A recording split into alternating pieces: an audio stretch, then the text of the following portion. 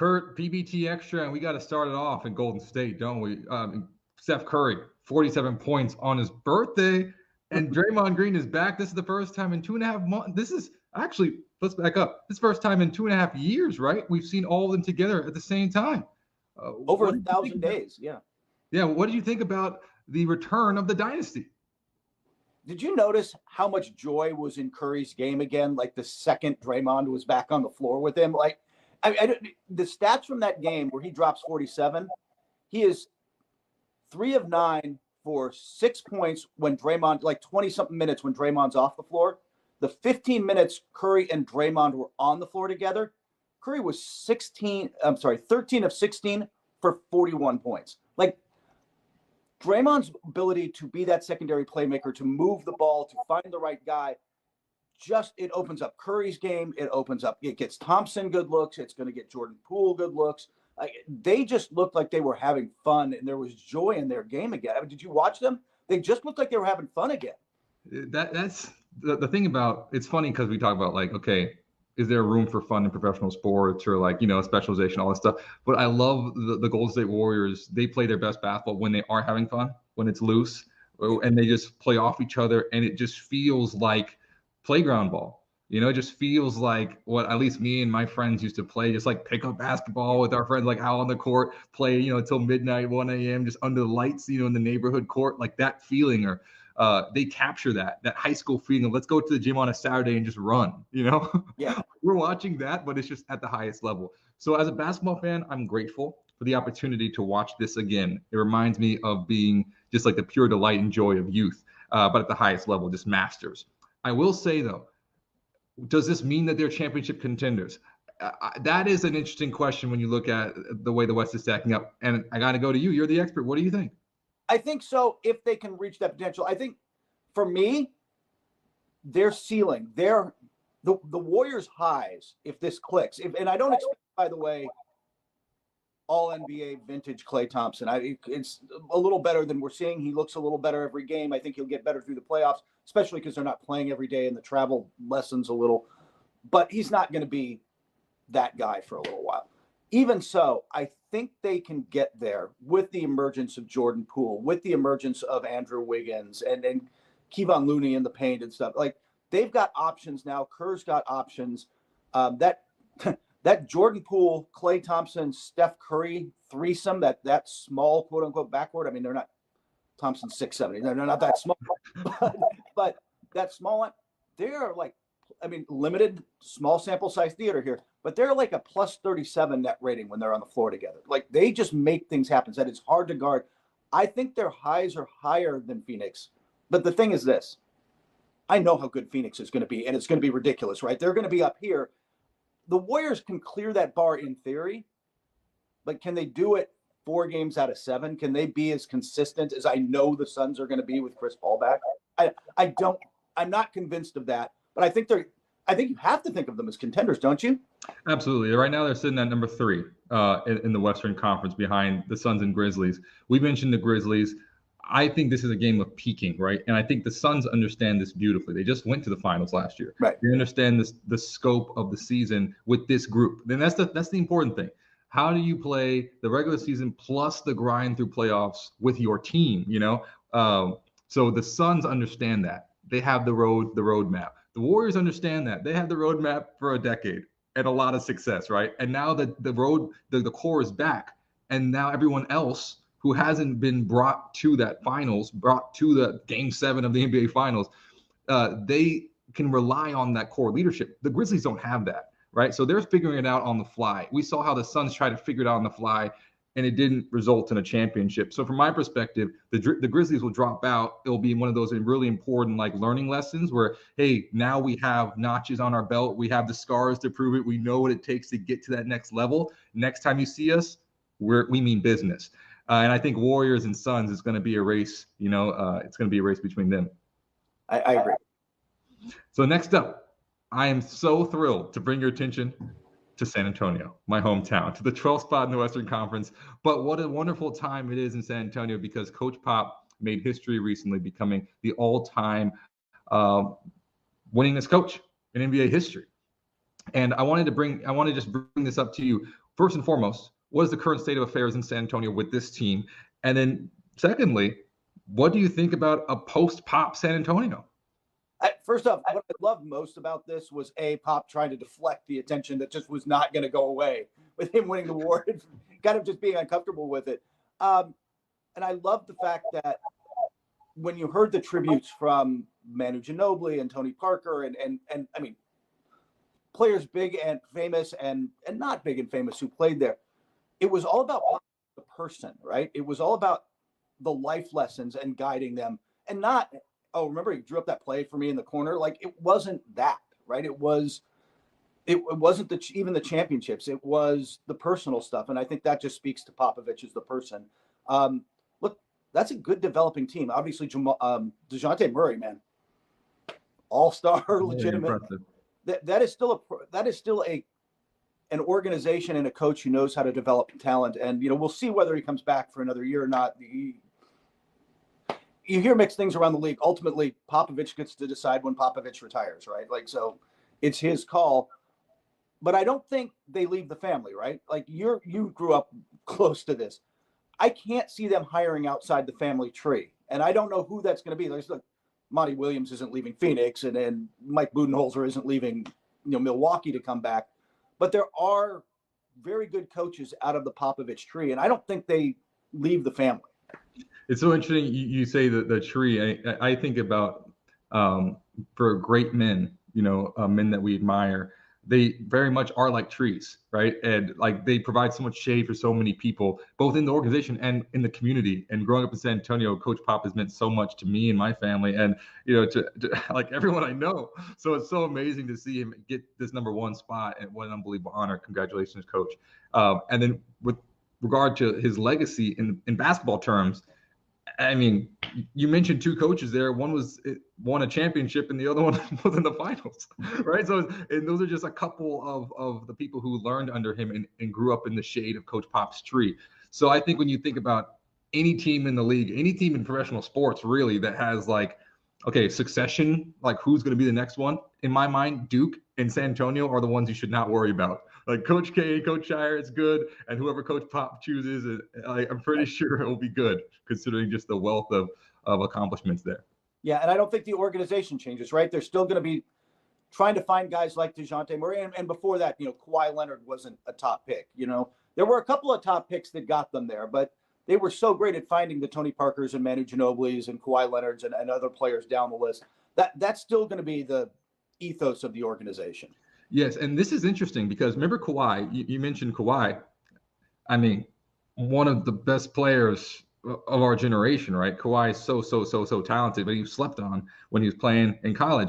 And it's one of those things that in my mind, what we're seeing is like there is hope in San Antonio around DeJounte, who, as you mentioned, all-star, Keldon Johnson, who just won a gold medal at the Olympics. You think that would be an unbelievable opportunity for him to learn from guys who are at the top of their game, guys who have won championships, who play at that level.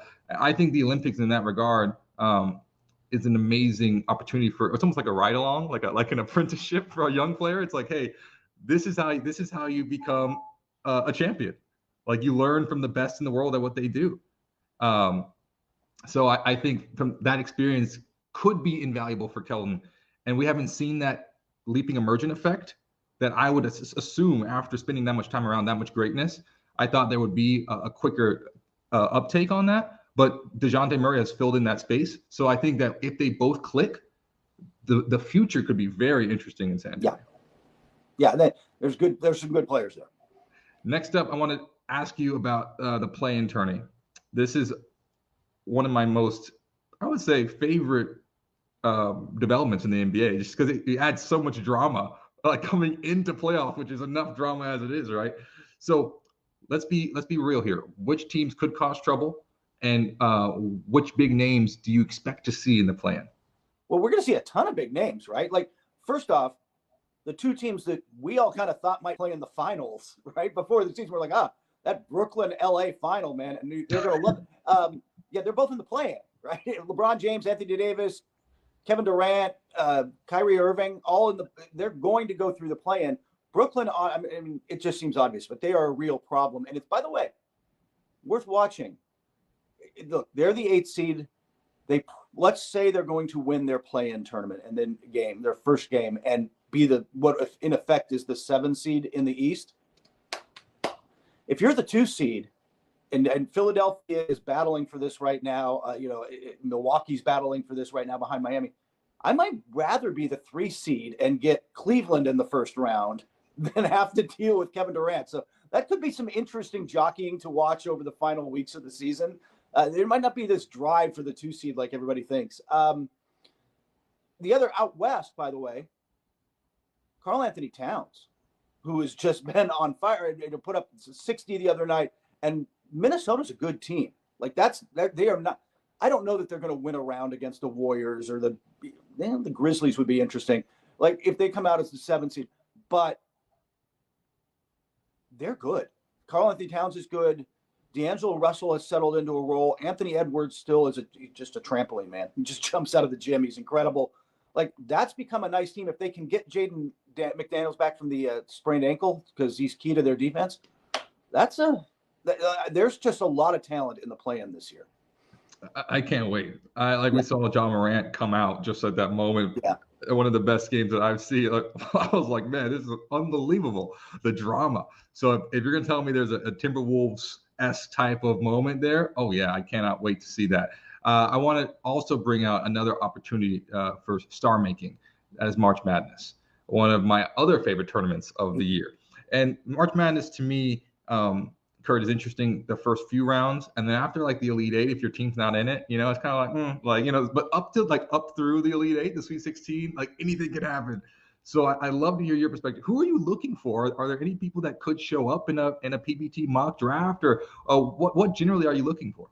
Actually, what's really fascinating about this is, unlike previous years, like last year, you had Kuminga coming out and people coming out of and Jalen Green coming out of the G League and Josh Giddey, who was overseas. And prior to that, LaMelo was overseas and other guys didn't play in the tournament. This year, every guy expected to be drafted in the top 10 or likely to is in the tournament. Like you're going to get a little condensed, some real scouting opportunities. So there's a few guys I'm watching. I'll be honest with you. At the start, I just want to watch more Chet Holmgren at Gonzaga. I mean, look, they're going to be around a few rounds, but he's a really interesting NBA scouting case. And multiple people have written about this. I know Jonathan and Mike did it over at ESPN and stuff. He's fascinating to me because he doesn't fit any classic NBA archetype or mold, right? Like he's really skinny. He can shoot the 3. He can dribble a little. He can pass. He can finish lobs. He's a really good defender, but he doesn't fit a classic archetype. Like Jabari Smith, Auburn, yeah, classic modern NBA 5, right? Can shoot from the outside, can drive. Like I can see where he would fit. You put him next to Cade Cunningham. That's a beautiful fit, right? But where does Holmgren fit in? Like I want to watch more of his games because he is. The term unicorn, I think, gets thrown around too loosely now. Any big who can shoot, suddenly a unicorn. Holmgren really is a unicorn. Like there's not other players like him. The only one I can think of is Porzingis. Yeah, that's the closest comp, right? And knock on wood, I mean, Holmgren's a little thin. Hopefully he can. Durability is a legitimate question. But I'd be fascinated to see what he would do healthy for an extended period in the NBA. And on the really excited. I love how you brought out that comparison in the past years about we're almost seeing a return to the tournament, a return to college versus the exploration of let's go overseas and play some and then come back. That's a really interesting, much food for thought there. Other thing I want to bring your attention to in my mind is the women's tournament. First and foremost, South Carolina. Yeah, I was going to say. But beyond South Carolina, I can't wait to see Caitlin Clark play again. Caitlin Clark. She reminds me of Allie Quigley. Shooter can shoot. I'm sitting there I think Allie Quigley is one of the best shooters in basketball, period, right? You name it, you name a shooter, your favorite shooter, in my mind, Allie Quigley has to be on that list, right? And Caitlin Clark last year, in my mind, was the star of the tournament. I just was so thrilled and excited to watch her play, and to think that she could lead D1 in scoring and assists, James Harden-esque, like that's crazy. It's crazy. That's crazy. So I mean, I cannot wait to, and I was playing pretty well right now. Like to see them make a run, and she's only a sophomore. Like it's just what an exciting time. Yeah, I mean, I think what's fun about that tournament in particular, even compared to the men's, which is relatively wide open this year, although I'll pick Arizona on the men's side. Look, for years it was like, all right, can anybody beat Connecticut, right? Like they just were dominant. The talent level is so deep in the women's game right now and so deep in that tournament. Yes, look, South Carolina should be the number one overall seed. That is a program and a half, right? Like they have built something there that's incredible, but there's deep talent everywhere. And it's a much more fascinating, much more wide open tournament to me than it has been in years. And that's what makes it fun. It's like every game, there's real talent on the floor. There's a real possibility for upsets night in and night out. Like that's what's exciting to me. It's just the growth and depth of that game that I know whichever game I put on, I'm going to get good basketball. Yeah, the quality of basketball. I'll never forget. My favorite March Madness moment in my memory is when Enrique hit those back-to-back buzzer beaters to win Notre Dame a championship. I'm telling you. Yeah. I remember exactly where I was. I was in the airport, and I was like, I got to watch the Notre Dame women's game. And because I went when I was in college, I went so many women's games, and that's just like it was one of my favorite sporting events to go to. They were just so good. And I remember I was like, where's the game? Where's the game? I'm traveling to the airport and I finally see a television and it's like the last 2 minutes of the game. I run over there and I'm like, Enrique, hit the shot. And that she did it twice. Like to me, those buzzer beaters are like two of the clutchest shots ever. And I'll never forget just like walking through the airport, high-fiving random people saying, go Irish. And Enrique is amazing. She's ice cold. So yeah, those moments, those community moments with just like random strangers at like I think I was in Dallas, Fort Worth or something, like random places. I love March Madness for that reason. Last but not least, PBT picks. I gotta ask you. You mentioned Karl Anthony Towns. We think about some of these really big games throughout the season. We started off the show with Steph Curry's 47-point performance most recently. Well, whose individual game performance has been the most impressive to you this season? There were so many lately, like LeBron dropped 50 spot, and there's been great. I'm going to call out two. I think the most single impressive one was Kyrie Irving.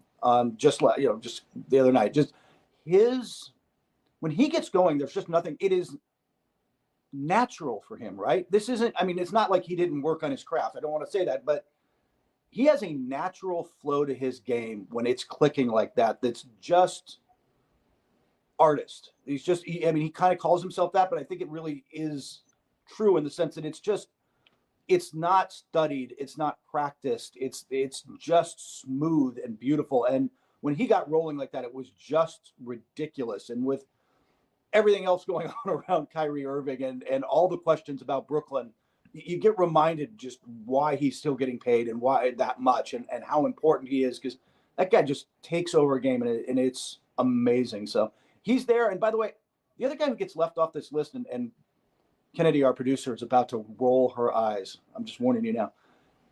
Trae Young has had a really good offensive season. He was the guy who had the lead about 2 weeks ago and has got the doors blown off by everybody else putting up these huge numbers, even though he's put up good numbers the last few weeks. The Hawks have really struggled this year. There's some questions there, but Trae Young's offensive numbers across the board, better. He came back from that playoff run better. He is an all NBA level guard this year. He's been spectacular. So I'm going to give him a little love, and then I'll hear from Kennedy afterwards. Shout out to our super producer, Kennedy. Yeah, for me, it just has to be Kyrie. That was just his performance. You think about being one of the few players in NBA history, well, in basketball generally, not just NBA history, but in basketball, to have a 50, 40, 90 season. His coach, by the way, has multiple, which is like that in alone, we'll just leave that there. Like Steve Nash is the man. But like Kyrie, you saw it on display. Name another player that has a 60-point game, 6 rebounds, 4 assists on a 50, 40, 90 game. Yeah. Like that's what's so crazy about this. Like, let's read the stats. It's unbelievable. So he was shooting 64.5% from the field. 66.7% from three and 92.3% from the free throw line. It was above 50, 40, 90. Like, and he scored 60, a franchise record. That level of mastery is just, to me, it's mind blowing. Like, I also, it's really, it leaves me speechless, and that's hard to do. But I think the other one is, for me personally, the game that I remember most this season, other than Kyrie's masterful performance, was Giannis's Christmas Day game. When he came out outside, like after being out for I don't know how many days, right? Like, he comes back and has that unbelievable performance, wills his team to victory. And I remember I was sitting there and I was like, this guy is the MVP. I was like, this guy is just ridiculous. Like, to be that good, that efficient, and to like single-handedly like will your team to victory after being out that long. I just couldn't believe that. I was like, he's the best player in the world right now. Like, so that moment, I know the stats aren't Kyrie's stats, but just the heroic effort by Giannis, like he was like a Greek hero. It was like I was reading Homer. You know, it was like that level of epic in front of my face on Christmas Day, one of the biggest games in the NBA calendar. And he's like, this is why I'm the NBA champion. And like, this is why. Are we taking him for granted? I'm totally. I'm telling you, it's like there are a couple guys to me, Kurt, that are just like that level of skill, consistent. Like, you talk about consistent. I know. Giannis is like the most consistent. Like, you know exactly what you're gonna get. It's gonna be 30 minutes and like 28, 12, and 5. Like, every single time, it's clockwork. It doesn't matter whether he's sick, whether he's healthy. Like, against the worst team in the NBA, against the best team in the NBA, it doesn't matter. Like, he's going to play. Like, the stat, I could print it out. It's like no deviation. There's no standard deviation with Giannis. And that to me is what an MVP is. And it gets boring after a while. And you can even say the same thing with San Antonio, all those teams, just like the standard deviation of excellence for so long was like, are you going to get to the playoff? Like, we already made the playoffs. Like, where are we going to fall in the playoffs? You know, other teams take that for granted because it's like, we're looking for our first playoff berth in franchise history, you know?